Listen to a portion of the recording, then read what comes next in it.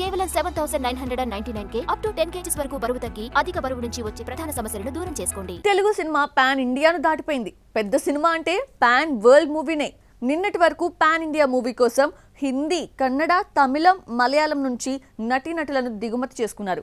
Trend మారింది. ఇక నుంచి హాలీవుడ్ స్టార్స్ ని రంగంలోకి దింపుతున్నారు. చాలా సినిమాల్లో విలన్స్ వాళ్ళెవరు చూద్దామా? విజయ్ దేవరకొండ, రష్మిక మరోసారి జతకట్టిన పీరియాడికల్ యాక్షన్ డ్రామా రణబాలి 1854-78 మధ్య బ్రిటిష్ కాలం నాటి కథతో రూపొందుతోంది.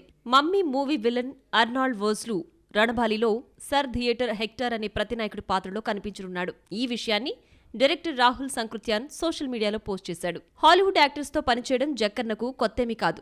ఆర్ఆర్ఆర్లో జెన్నిఫర్ గా ఒలివియా మోరిస్, గవర్నర్ గా రే స్టీవెన్సన్, లేడీ స్కాట్ గా సాముతి రాకని నటించారు. వారణాసి ఏకంగా పాన్ వరల్డ్ మూవీగా రూపొందడంతో చాలా మంది హాలీవుడ్ యాక్టర్స్ తో వర్క్ చేస్తున్నాడు Jakkanna. Varanasi action adventure movie తీస్తున్నాడు. ఇందులో పృథ్వీరాజ్ సుకుమారన్ విలన్ గా నటిస్తున్నాడన్న టాక్ వచ్చినా మెయిన్ విలన్ గా హాలీవుడ్ యాక్టర్ క్రిస్ హెయిమ్స్వర్త్ పేరు వినిపిస్తోంది. ఆస్ట్రేలియాకు చెందిన 41 ఏళ్ల Chris world highest paid actors లో ఒకడు. హాలీవుడ్ యాక్టర్స్ ని తీసుకొచ్చే ట్రెండ్ పూరి జగన్నాథ్ తో స్టార్ట్ అయింది. లైగర్ కోసం ఏరి కోరి మైక్ థైసన్ ని తీసుకొచ్చాడు పూరి. పెద్దగా ఇంపార్టెన్స్ లేని రోల్ ని థైసన్ కి ఇవ్వాల్సిన అవసరం కూడా లేదు. సినిమా ఫ్లాప్ కావడంతో మైక్ థైసన్ కి మరో ఛాన్స్ దక్కలేదు. ఎప్పటికప్పుడు వాయిదా పడి పట్టాలెక్కిన ప్రభాస్, సందీప్ వంగా మూవీ స్పిరిట్ కోసం కొరియన్ స్టార్ డాన్ లీని తీసుకుంటున్నారట. ఈ హాలీవుడ్ స్టార్ కి ఆల్రెడీ కథ చెప్పిన సందీప్ పేరు అనౌన్స్ చేయాల్సింది.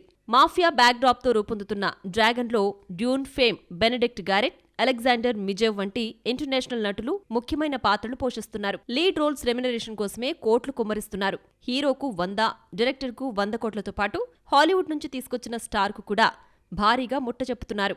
దీంతో పాన్ వరల్డ్ మూవీస్ బడ్జెట్ 800 నుంచి 1000 కోట్లకు చేరుతోంది. వారణాసి, రాకా అయితే 1000 కోట్లు దాటిపోయింది.